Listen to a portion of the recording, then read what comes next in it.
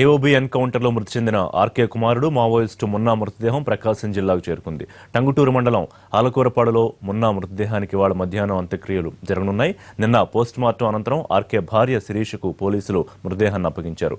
మున్నా బాల్యం అంతా టంగుటూరు మండలం ఆలకూరపాడులోనే కొనసాగింది. ఉదయం స్వగ్రామానికి చేరుకున్న మున్నా మృతదేహాన్ని ప్రజల సందర్శనార్థం ఉంచారు. మధ్యాహ్నం 2 గంటలకు మున్నా మృతదేహానికి బంద్యోలు అంత్యక్రియలు జరపనున్నారు.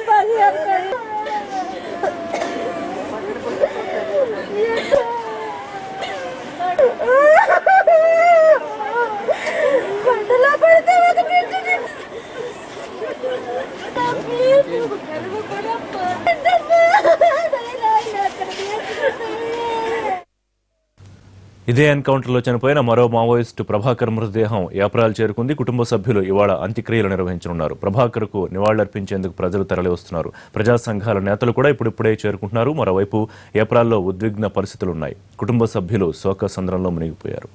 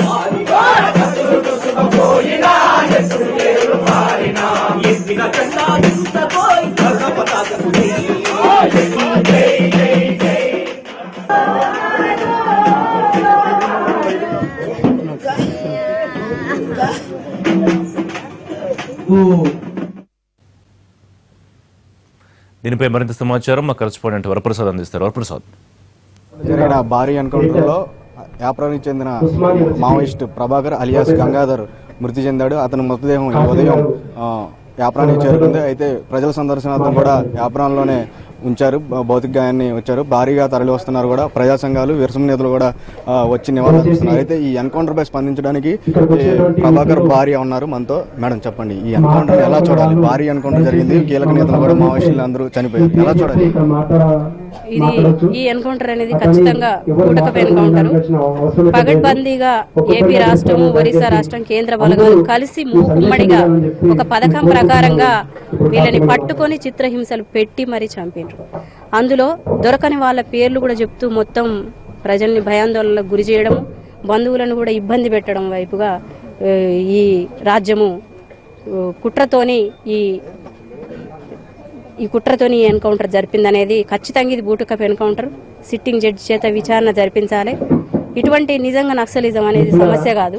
ఎన్నో ప్రజల సమస్యలు చూసి నా భర్త లాంటి వాళ్ళు ఎంతో మంది ఈ నక్సలిజం వైపు వెళ్తున్నారు. కాబట్టి ప్రజల సమస్యలు పరిష్కారం అయితే ఈ నక్సలిజం ఉండదు. కాబట్టి ఇది వీళ్ళని కుక్కల్లాగా వెంటబడి వీళ్ళని చంపి చేసిన దాన్ని మేము బంధువులం అందరం కూడా వ్యతిరేకిస్తున్నాం. ఖచ్చితంగా సిట్టింగ్ జడ్జి చేత న్యాయ విచారణ జరిపించాలి. ఎన్కౌంటర్ జరిపిన వాళ్ళందరినీ కూడా కఠినంగా శిక్షించాలనేది మేము డిమాండ్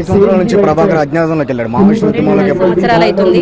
ఇక్కడ అతను సివిల్ ఇంజనీరింగ్ గా ప్రైవేట్ గా జాబ్ చేస్తుండేవాడు. ఇద్దరం కూడా ప్రజా సంఘాలలో పనిచేసే వాళ్ళం. ఇద్దరం ప్రేమించి పెళ్లి చేసుకున్నాం.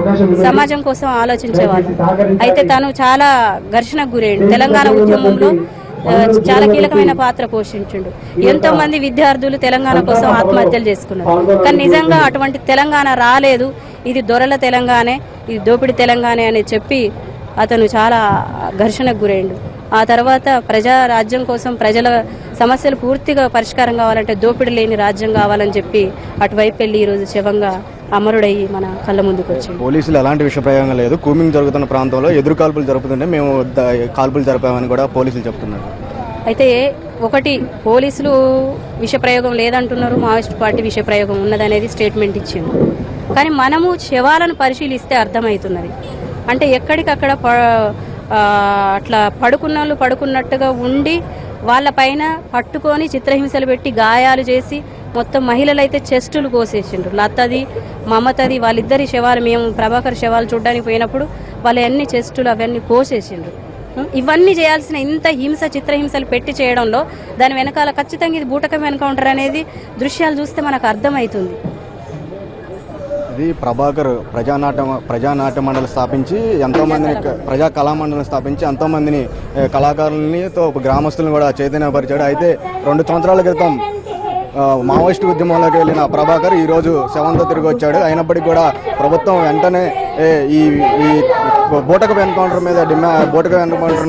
మీద విచారణ జరిపించాలని కూడా వాళ్ళ కుటుంబ సభ్యులు కూడా డిమాండ్ చేస్తున్నారు. అయితే ఈ ఉదయం వచ్చిన డెడ్ బాడీ ప్రజా సందర్శనార్థం కూడా వ్యాపారాల్లో ఉంచారు. బాడీని ప్రజలు కూడా పెద్ద ఎత్తున తరలి వస్తున్నారు.